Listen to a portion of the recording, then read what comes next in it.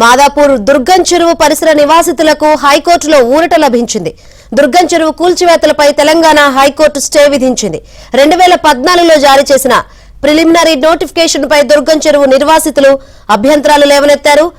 వాటిని lake protection committee పరిగణలోకి తీసుకోవాలని హైకోర్టు సూచించింది. అక్టోబర్ 4న లేక్ ప్రొటెక్షన్ కమిటీ ముందు దుర్గం చెరువు నిర్వాసితులు హాజరు కావాలని ఆదేశించింది. అభ్యంతరాలను పరిగణలోకి తీసుకుని అక్టోబర్ 4 నుంచి 6 వారాల్లోపు ఫైనల్ నోటిఫికేషన్ జారీ చేయాలని లేక్ ప్రొటెక్షన్ కమిటీకి హైకోర్టు ఆదేశాలు జారీ చేసింది.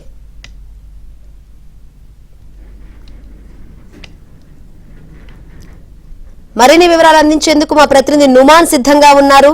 నుమాన్,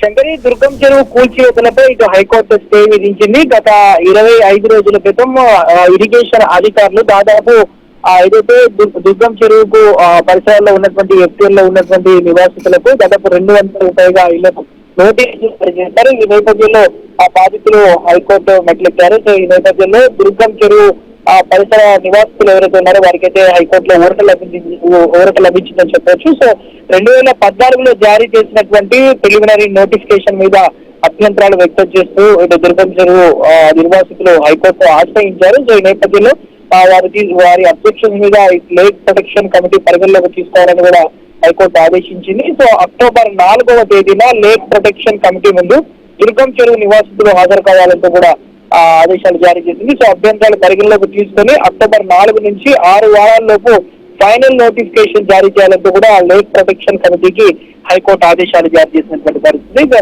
అమర్ కోఆపరేటివ్ సొసైటీ ఏదైతే దుర్గం చెరువు పక్కనే ఉన్నటువంటి అమర్ కోఆపరేటివ్ సొసైటీ కానివ్వండి, దాంతోపాటు ఇటు కావేరీ హిల్స్ తో ఉన్నటువంటి కొన్ని ఇల్లు అంటే దాదాపు 200 ఇళ్లకు గత 25 రోజుల క్రితము ఏదైతే హైడ్రా అదేవిధంగా ఇరిగేషన్ అధికారులు నోటీసులు జారీ చేశారు. ముఖ్యంగా అక్కడ దాదాపు 200 ఇళ్లకు నోటీసులు ఇచ్చి అందులో వాటికి బఫర్ జోన్ ఎఫ్టీఎల్ అంటూ కూడా ప్రత్యేకంగా మార్క్స్ అయితే పెట్టినటువంటి పరిస్థితి. సో ఈ నేపథ్యంలో బాధితులంతా హైకోర్టుకి ఆశ్రయించడంతో సో ప్రస్తుతం వాళ్ళకైతే ఇక దీని మీద అంటే కూల్చివేతలు ఎలాంటి కూల్చివేతలు చేయడంతో కూడా హైకోర్టు స్టే ఇచ్చినటువంటి నేపథ్యంలో మాత్రం బాధితులకు కాస్త ఊరటైతే లభించిందని చెప్పొచ్చు. Shankari, right, thank you Numan.